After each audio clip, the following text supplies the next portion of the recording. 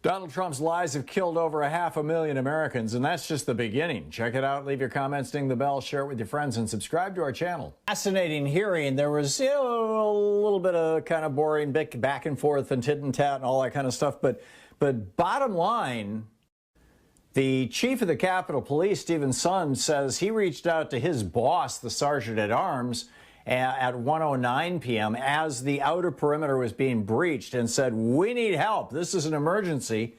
And that guy testified today that he didn't remember the phone call. He's a former Secret Service guy. I don't remember the call. Somebody's lying. Something's going on here. Something's going on that's bigger than just what it appears on the surface. There's a lot of unanswered questions.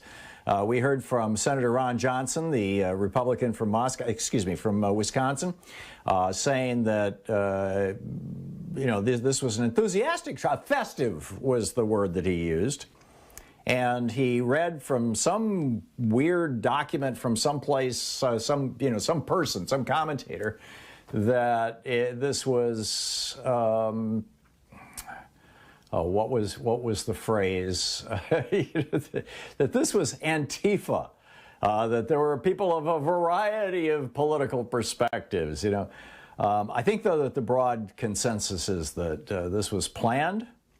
Parts of this were a military-style operation, which is how the Robert Conte, the acting head of the D.C. Metro Police, described it. And, this was no mistake. This was no accident.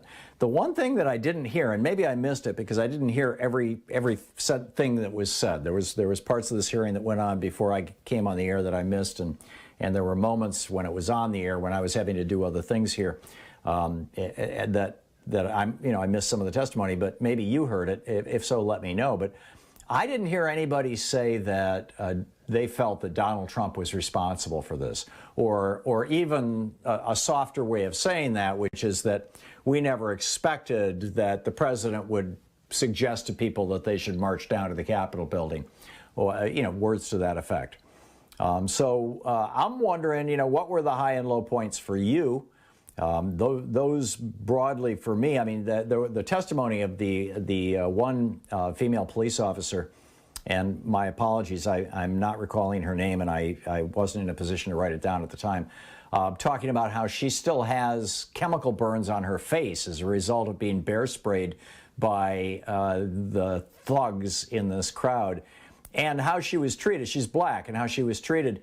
Amy Klobuchar, in her closing remarks, pointed out that this was clearly a white supremacist crowd, that this was a racist crowd, that I would say this was a fascist crowd. Of course, this is what Donald Trump brought to American politics at the federal level, white supremacy, and has his whole entire life, from refusing to rent when he was running rentals for his father to black people back in the 60s, to calling for the execution of the Central Park Five when they were absolutely innocent and have been proved innocent, and in fact somebody else has confessed to the crime.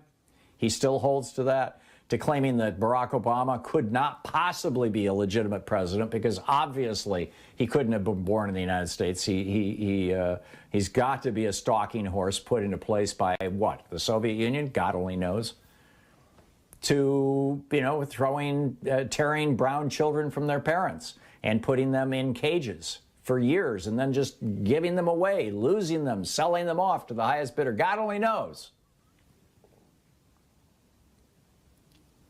So I see this as a beginning. I thought it was a fairly weak beginning in that everybody was trying to retain bipartisanship and nobody was willing, as far as I could tell, and again, I'll pick up your phone calls in just a second. We've got the whole hour to talk about this. But it didn't seem like anybody was really saying what I think is the real issue, which is that the Republican Party, and Donald Trump as its exemplar, the Republican Party has become, over the last 40 years, the party of lies. This is how they govern. Right? They just, they lied to us about COVID. They said it was just like the flu and like magic, it would soon disappear. Well, that nearly killed my best friend, as I write about over on Medium.com. They lied to us about voter fraud. And they're passing, now you've got over 200 pieces of legislation in 31 states right now being considered that will make it harder for people to vote, particularly people who live in big cities, particularly people who are black or Hispanic or Native American. They lied to us about trickle-down economics so that they could hang on to all their money.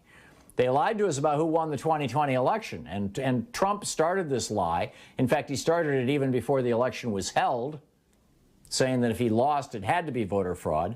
And now his Republican co-conspirators against democracy continue to echo this lie. You had Stephen Scalise, the #2 Republican in the House of Representatives, the guy who, when he was running for the House of Representatives from Louisiana, said that he was David Duke without the baggage, right? David Duke without the hood. Refusing to say that Joe Biden won in a free and fair election. This is now the position of at least 150 of the Republicans in the House of Representatives. It's broadly become the position of the entire Republican Party, and certainly is the position of the leader of the Republican Party, Ronna Romney McDaniel. So they lied to us about the January 2020 election, and that lie led right to the attack on the Capitol on January 6th. They lied to us saying that student debt builds character, when in fact it's preventing young people from buying homes, starting businesses, and starting families.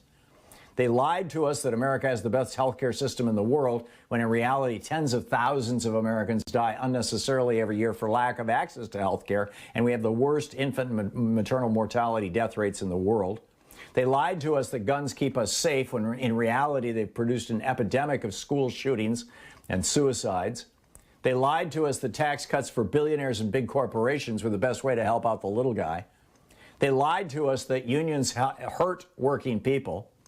They lied to us about global warming, saying it's caused by natural phenomena, when their buddies and campaign donors are making trillions in profits pumping carbon into our atmosphere. They lied to us about massive military spending, greater than the next 10 nations combined, saying, well, that provides security to our people. But a national health care system, free college education, decent wages for workers, those don't provide security. You got to have military.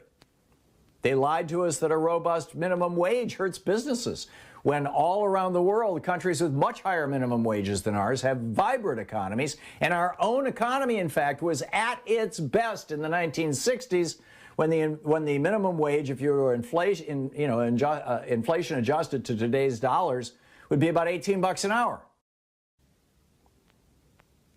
They have brought us lies that have amplified racism. They have brought us lies that have amplified misogyny, the hatred of women. They have brought us lies that have impoverished our working class over 40 years. They have brought us lies that have brought us a dirtier environment. They have brought us lies that have seen our public lands being sold off to their donor cronies in the extractive industries, in the mining industries, in the oil, coal, and gas industries.